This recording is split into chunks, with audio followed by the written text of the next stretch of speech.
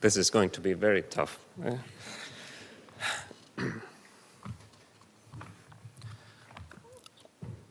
Well, I can't start this evening without a mention to Zaha.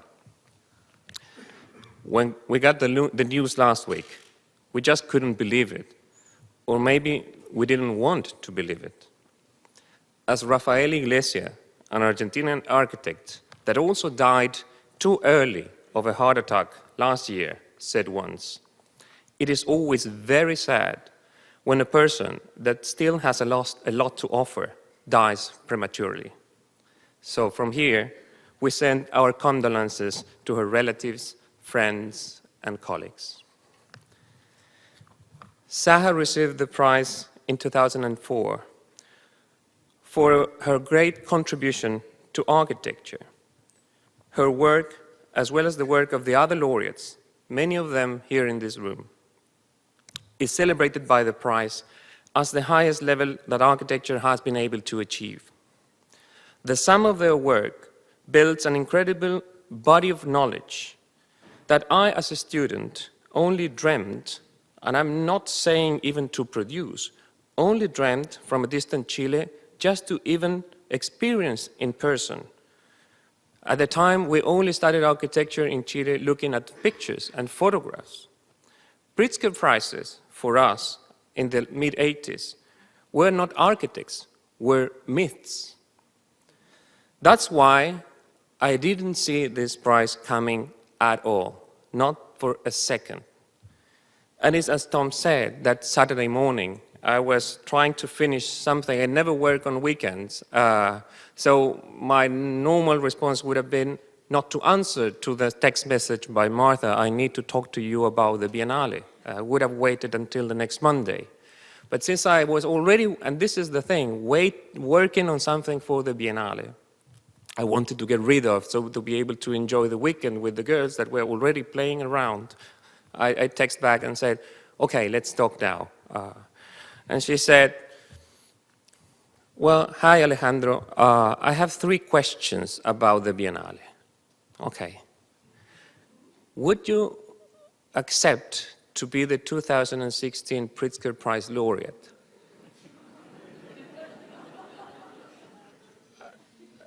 The reaction is pretty much like this, for seconds, enough for an entire minute. I didn't understand what that had to do with the Biennale. So I was hitting a wall, trying to understand the connection, which there was not.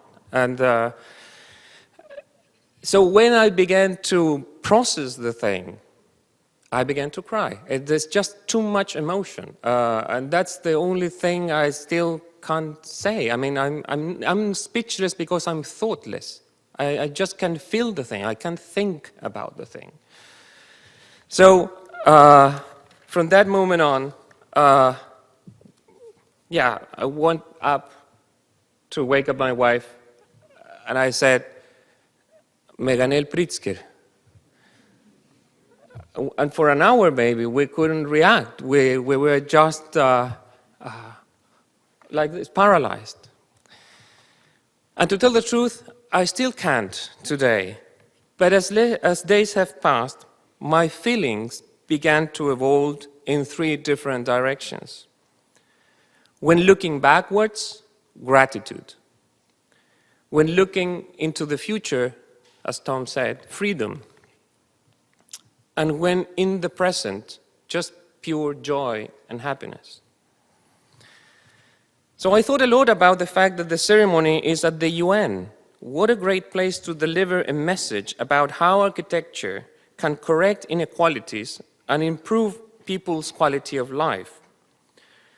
For looking into the future, there will be time tomorrow here at the UN too, in a conversation with previous laureates about the challenges ahead for the built environment. So today, instead of making a public policy or a message for the profession, I want to make it personal. And it's going to be about gratitude, and it's going to be about joy. First of all, I would like to thank the Pritzker family for their vision and understanding that an award may be a powerful tool to influence the development of the built environment in the right direction. You have done this not only with generosity, but mainly with quality. You have done it just right. And this is a very powerful contribution to improve people's quality of life. I would also like to thank the jury, and I want to think of the words of the citation as a brief, as a navigation chart, a path to follow, more than facts about our work. We will keep your words in our minds. And this prize is for a body of work, and the work in architecture is a collective task. To start with, it's not that I wake up a morning with an incredible desire to do, let's say, an office building. Somebody has to need that building in the first place. So only then, if somebody outside of us has a need or a desire, we can start working. Architecture takes a lot of time, a lot of effort, a lot of money and energy. So we're very thankful of the clients that have trusted us great amount of resources, private and public, to translate those needs and desires into buildings. In our particular case, not only the starting point is outside ourselves, the ending point too. Many of our projects are not finished by us, by the families themselves.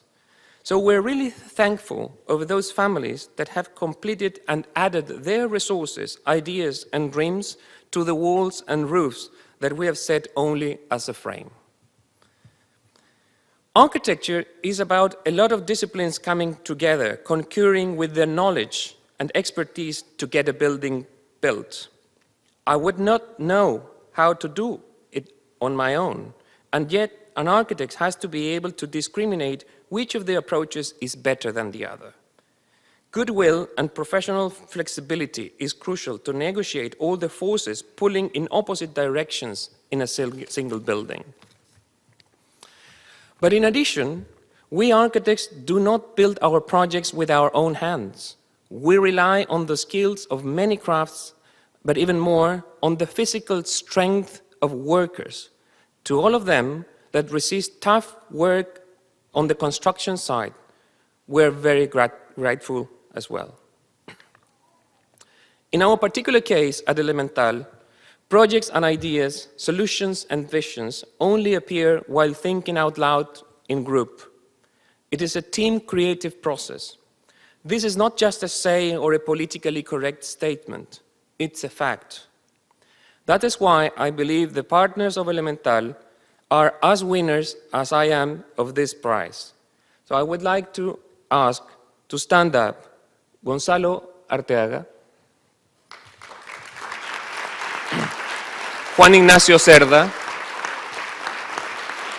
Víctor Odó, and Diego Torres.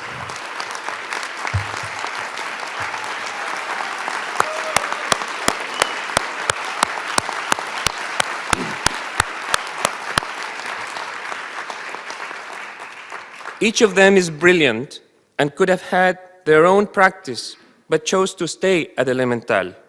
Thanks for that.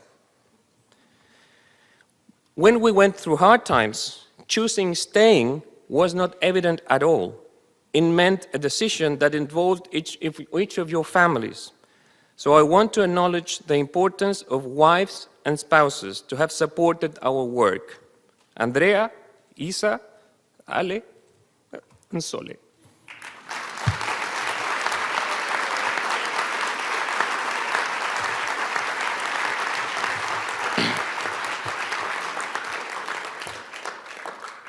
Finally, to all the people at the office that may be following this on streaming in Chile, Cristian Martinez, Sujin Chea, Matias Magnelli, Clemens Pibaro, Euge Morales, and all the interns at the office. Thank you to you all.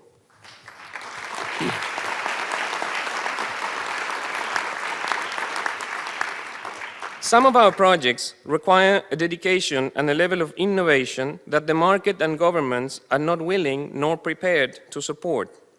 It was 2005 when, after a successful first project in Iquique, the Quinta Monroy, we had other 7 different projects in different stages of development throughout Chile, some under construction, some still fighting to get building permission, when we ran out of money.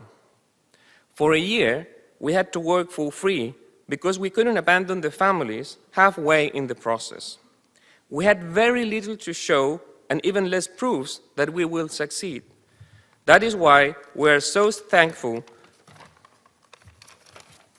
to the Angelini family, Roberto and Mauricio, who trusted us and had the confidence that we would use architecture to produce a public good. That is when Elemental became a company to make our contribution to people's quality of life a sustainable endeavor. Thank you.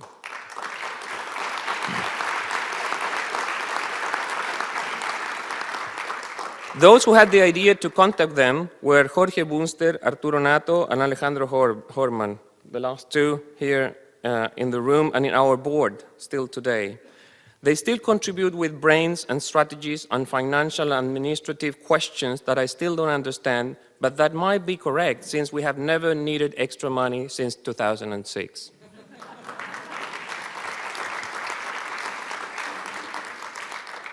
Before becoming a company, Elemental was an academic initiative. It all started when I was invited to teach at Harvard, and that was Jorge Silvetti's goal. He may have seen something that not even myself was able to see. At the time, I did have just 1 building built and a book written, and I actually arrived at Harvard having no idea about what to teach, and eventually used my own ignorance and self-embarrassment as an asset. In a country where 60% of what's being built used some kind of subsidy, I had no idea what a subsidy was. It was embarrassing. When you don't know about something, there are 2 possibilities. You study, or you partner with somebody that knows. I did the latter. At a dinner party in Cambridge, I met a transport engineer that was doing his master's at the Kennedy School of Government, Andres Jacobelli. He was kind of famous because he combined 2 attributes that are rarely found together. He was brilliant and he was a nice guy. So the conversation started with him saying, "So, seems that Chilean architecture is doing really well, isn't it?" And I said, "Well, kind of, yes." "A lot of awards, huh?" "Yes." "A lot of international recognition, huh?" "Yes."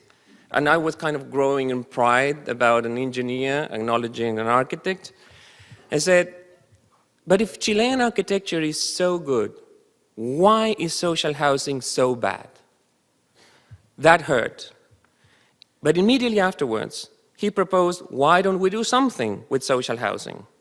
In my architect's mind, do something meant a book, a seminar, an exhibition, and in my wildest dreams, a 1-to-1 full-scale prototype of a unit. In his engineer's mind, do something meant a company that should start building at least 100 units, accepting every single constraint of the existing policy, budget, size, time frame, and prove the market wrong within its own set of rules. That is how Elemental started as a do tank and not as a think tank. But I learned many more things from him, like think well about people. If somebody is successful, it's because he or she did something good, not something wrong. This is not even close to be the prevailing attitude. I don't know if it's a Chilean thing or if it's an architect's thing, but suspicion and envy are so much more common. And this is something that until today is at the very core of the spirit of Elemental. Don't waste time fighting or even paying attention to the bitter ones. Celebrate and learn from the proactive ones. Talking about learning, I had the fortune of having very good teachers and very good classmates at the Universidad Católica, where I studied architecture. I owe a lot to my professor, Fernando Pérez. He not only taught me how to think carefully and how to respect the accumulated layers of knowledge of architectural history, balancing how to be humble and self-confident at the same time in front of that knowledge. He also gave me the first opportunity. He bet on me to do my first ever project, the mathematics school at Universidad Católica. Given where I come from, I would have never had the possibility to get any kind of commission from my circle. So the only way was to have this kind of blind trust from somebody, and this was my professor. In addition to that, I had to survive university. You may not get this here in the US, but at the time I studied in Chile, only 1 out of 4 students finished the career. Nobody survives alone. That's why my classmates became lifetime friends. Claudio, Alfonso, and Charlie. We encourage each other, night after sleepless night, working in each other's project. Back then, I knew collaboration in its more pure and disinterested form. Making it to the university in the mid-80s in Chile was very hard. If you didn't go to a private high school, the chances to study at the university were extremely low. And this is where my family made the difference. My parents, Carmen and Gaston, both school teachers, worked extremely hard to allow us, my brother Cayo and my sister Loreto, to have the opportunity to study. To pay attention for education, to pay for education, did not left a lot of money for leisure and entertainment. That is how we learned to take pleasure in very simple things. Playing on the street with whatever may explain why we created such a primitive bond with my childhood friend, Cone. Family, Sole, Teo, Noé, Simón, Elo. Thank you to you all.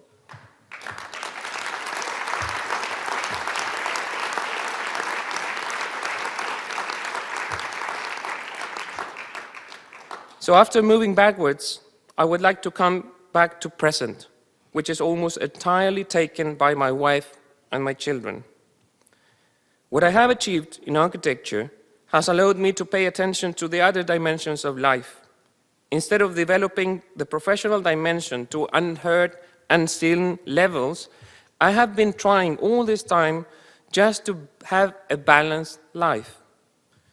Shu, Americo, Malu, and Rita, you are my grounding cable, dedicating a lot of time to our everyday life and ordinary activities is a great antidote to prevent to be too full with oneself. You have introduced the absolute present in my life, right here, right now. Niños, ustedes me enseñan cada día a distinguir lo que importa de lo que no importa.